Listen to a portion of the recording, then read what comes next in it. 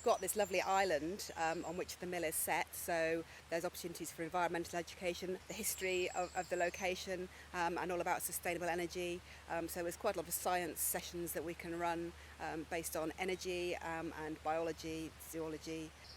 Pretty much anything that a teacher has in mind that we could hone to fit the national curriculum, then we can do that. And also for a bit of adventure, because we're a little bit cut off. It feels remote, so for children to come here, it feels quite exciting, and it's somewhere where they can build dens, they can mess about by the river, they can light campfires, and this is all done under the guidance of our education officer, who is not only a trained primary teacher, she's also fully Forest School trained, so she's able to make sure that they have all this wonderful experience which they might not get in mainstream education.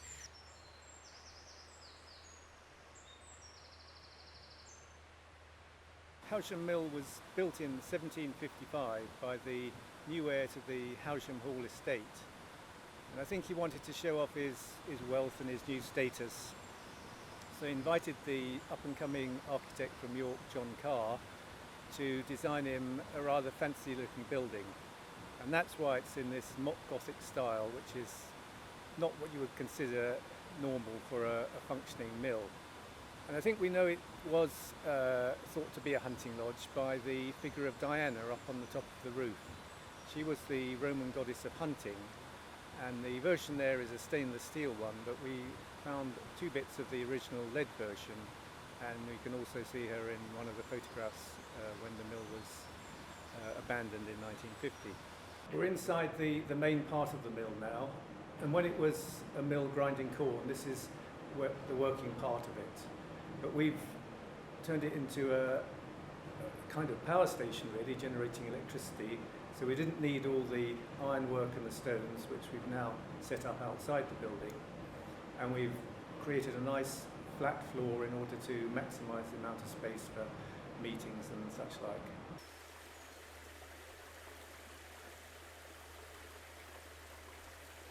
The new purpose of the mill is to generate hydroelectricity, and we do this 2 ways.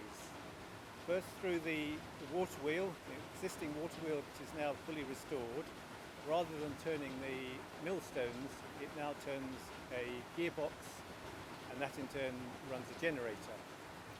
And then also behind me in the old sluice in the weir is the first Archimedes screw turbine to be installed in the UK. And that too is generating electricity. The water is flowing down, turning the screw rather than the other way round, which is how Archimedes screws have been used for 2,000 years to lift water up. In this case, the water flows down through the screw and turns a generator. Our maximum output is about 30 kilowatts at the moment, so it's pretty much enough electricity to power the local village of Howsham.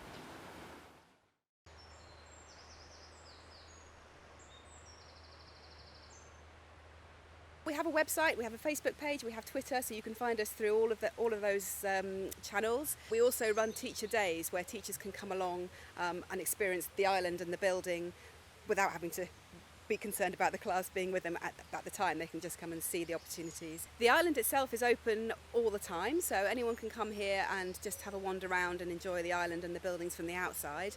We're open every Sunday from 11 o'clock until 4 o'clock in the winter and 5 o'clock in the summer, and there's always a guide on hand that can show people around. And we also have plenty of opportunities for volunteers, so if anyone would like to come down and get more involved, then we would love to see them.